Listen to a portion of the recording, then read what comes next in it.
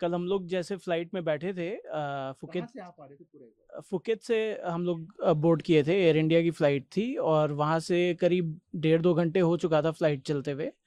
और अचानक से डिस्टरबेंस हुआ थोड़ा सा, जैसे कि मान लो 10 सेकंड का डिस्टरबेंस होगा।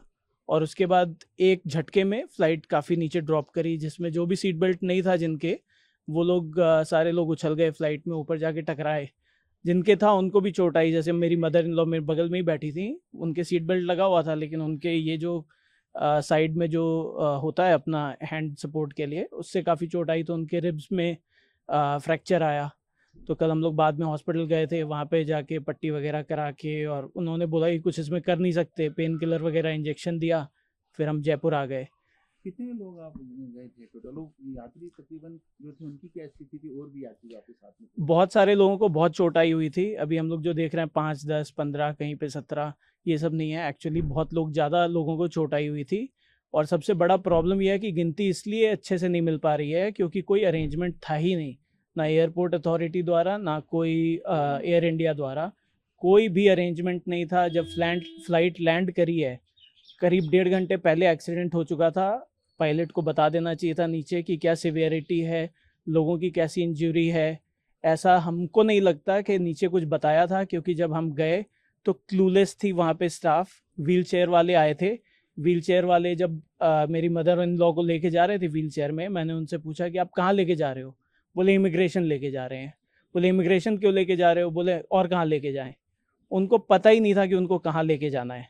दे didn't know anything about medical condition है या फिर फ्लाइट में एक्सीडेंट हुआ है, they have to take them to doctor या हॉस्पिटल, कुछ करना है।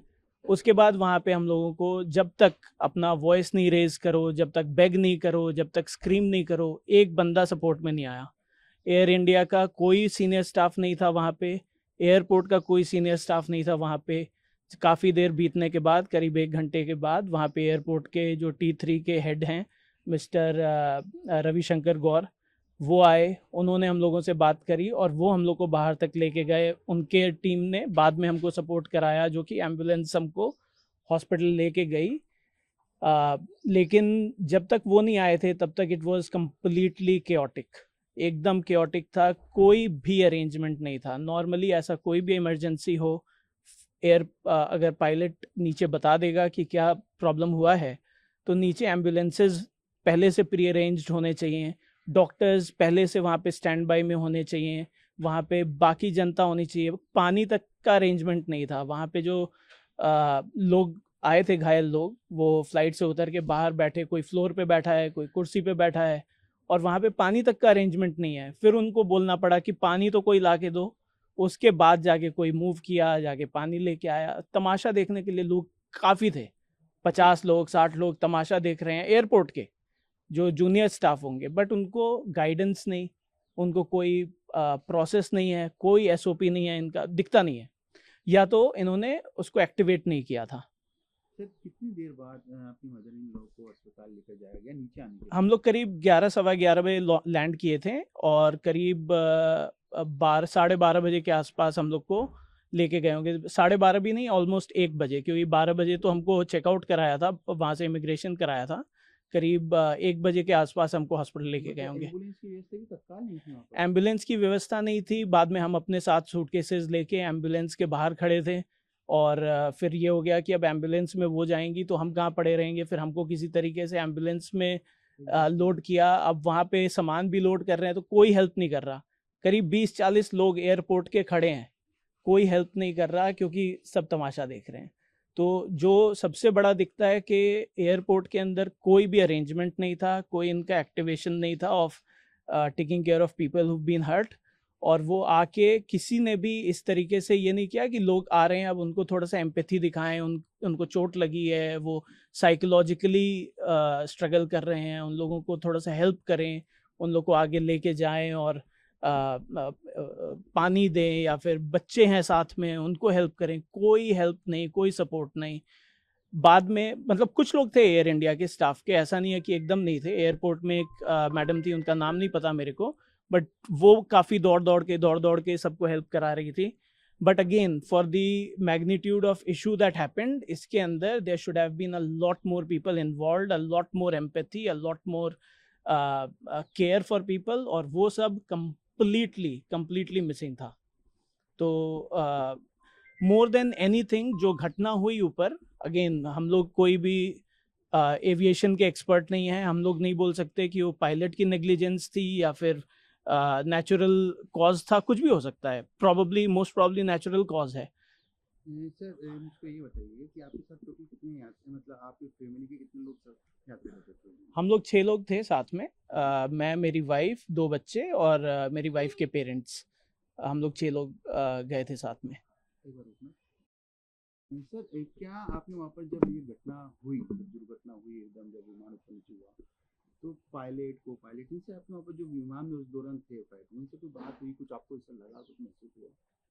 जो सबसे पहले तो मैं ये बोलना चाहूँगा कि जो केबिन क्रू थी एयर इंडिया के फ्लाइट की, वो one of the most amazing cabin crew थी.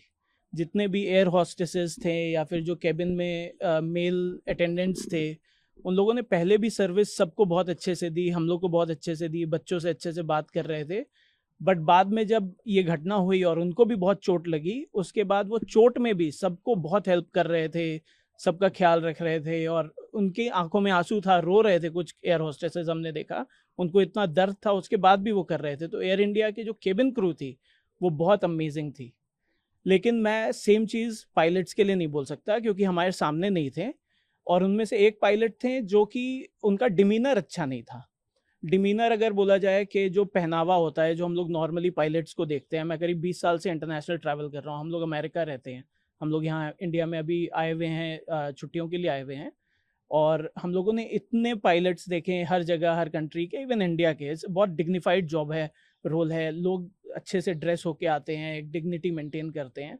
The pilot was not dressed well, untucked shirt था, क्रीज शर्ट था, बिखरे हुए बाल थे. Again, I don't want to जज एनीथिंग, ये सब एजेंसीज हैं, वो लोग जांच करेंगी, जो भी करेंगी. बट इसके बाद भी जब दुर्घटना हुई, नेक्स्ट जो पायलट को बात भी करना चाहिए लोगों के साथ, या उन थोड़ा एम्पैथी दिखाना चाहिए, जो भी है, may be the pilot was also panicked, लेकिन कुछ जो बात करने का तरीका होता है वो नहीं दिखा. जो बात करा भी और जो अनाउंस करा, उसके अंदर भी कुछ थ्रेटनिंग टाइप का ही टोन लग रहा था. It was more like boss, tone इस तरीके का था कि बॉस, आप लोग सोशल मीडिया में कुछ डालना मत, आपका भी खराब होगा, मेरा भी खराब होगा, ये बात का बतंगड़ बन जाता है. वॉट एवर दैट वॉज, वो सब नहीं करना चाहिए. पहले आपको ये करना चाहिए कि ये दुर्घटना घटी, होपफुली आप लोग सब ठीक हैं. अगर आप लोग को किसी को भी किसी चीज़ की ज़रूरत है, हमारी क्रू आपके साथ है, नहीं है, या हम नीचे लैंड करेंगे, वॉट एवर दैट इज़, आपको बताना चाहिए कि क्या, एक तो क्या हुआ थोड़ा सा उसके बारे में, और उसके बाद बाकी सब ठीक है नहीं, वो सब पूछे करें, रादर देन ये बोलें कि आप सोशल मीडिया में पब्लिश मत करना कुछ, आप कहीं पे करोगे तो आपका भी खराब होगा, हमारा भी खराब होगा, रेपुटेशन खराब हो जाता है, बात का बतंगड़ बन जाता. तो मेरे को डिमीनर अच्छा नहीं लगा पायलट का. पायलट वाज इंटॉक्सिकेटेड और नॉट, आई कांट से, मैं डॉक्टर नहीं हूँ, मैं एविएशन एक्सपर्ट नहीं हूँ, तो वो किस रीज़न से दुर्घटना हुआ मेरे को पता नहीं. पायलट सही था कि नहीं पता, और मैं ऐसा कमेंट करना भी नहीं चाहता, क्योंकि पायलट जो है वो उनके करियर भी है, तो मैं ऐसा कुछ नहीं बोलना चाहता. लेकिन जांच होनी चाहिए. मैंने वहाँ पे भी मिस्टर रविशंकर गौर जो हैं एयरपोर्ट में अथॉरिटी, उनको भी मैंने यही रिक्वेस्ट किया कि आप लोग को टेस्ट कराना चाहिए, ब्लड टेस्ट वगैरह कराना चाहिए, मेडिकल टेस्ट कराना चाहिए, ताकि ये पता चले कि ये क्यों हुआ है. और ये ज़रूरी है कि हम लोग के माइंड में इतना ट्रस्ट होता है पायलट के लिए, जब हम लोग जाते हैं, कि हम लोग अगला 2 घंटा, 4 घंटा, 10 घंटा, 24 घंटा शांति से बैठ के इसलिए चैन से कहीं ट्रैवल कर रहे हैं एयर पे, कि हम ट्रस्ट कर रहे हैं कि पायलट जो है ट्रेंड है, और पायलट जो है वो सही है. अब होपफुली सब कुछ सही था, बट डिमीनर सही नहीं था, डिमीनर बहुत ही गंदा था, तो उससे ट्रस्ट टूट जाता है. आपका नाम बताएं? मेरा नाम है श्रीकांत झा. दौरान थी जब पूरा घटनाक्रम हुआ, हाँ, किस तरह महसूस हुआ आपको?